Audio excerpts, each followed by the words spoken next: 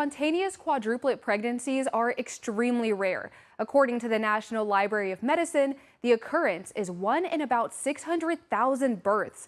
And one Sioux City woman has grown an online following while documenting her journey of her own spontaneous quadruplet pregnancy, and she let me in on the journey. We wanted to give him a sibling, but it turns out we're giving him 4 more. Marae Hansen has gone viral on social media after posting a video that she is pregnant with quadruplets. I have 4 babies. I'm having quadruplets, as you can see right there. Marae and her fiancé, Patrick Fisher, were planning for a 2-under-2 family, but a routine vaginal ultrasound revealed multiple placentas in her uterus. Turns out as they kept moving around and whatnot, there was 3 different sacs, and then she saw 3 different babies pop up, and then she kept moving around and checking everything out, and it turns out there was 2 babies in 1 sac. Baby A and Baby B are identical twins. Baby C and Baby D are fraternal. The nurse, being stunned by what she had discovered, left the room to get Marae's doctor. And Dr. Tony Hunt was just as surprised as Marae and Patrick. And my doctor came in, and she doesn't usually use profanity, but she was like, oh.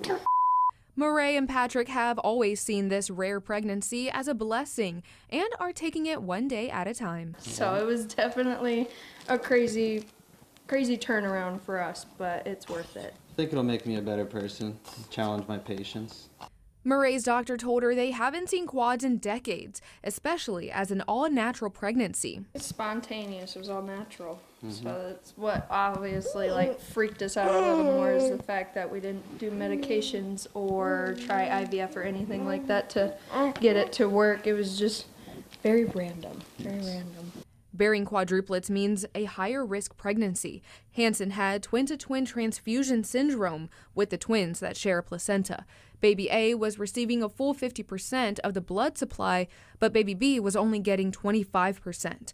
A procedure to separate the twins into their own placenta was suggested for Baby B to get more blood. There is some hard decisions that might have to be made if we can't get that procedure going, but that's always back burner right now.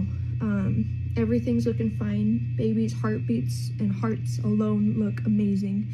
They're growing fine. It's just, of course, baby A and B are just a little bit smaller than C and D due to the circumstance of what's going on. By now, you've probably heard the energetic sounds of Atticus throughout the interview. Atticus is Marae and Patrick's firstborn. He is 1 year old, making them parents of 5 under 2. And how do you feel about having 4 siblings coming along the way?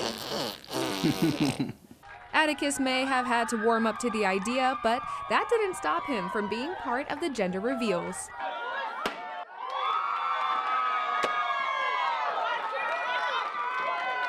I'm just too excited to cry. I can't cry. Oh, girls, what the hey? Oh my God. At the time of the gender reveal, Baby B was getting better and growing following the twin-to-twin transfusion syndrome diagnosis.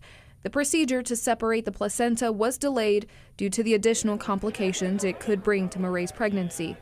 And at over 20 weeks, Marae and Patrick received news that no parent ever wants to hear. I'm Gabriela Quinones reporting.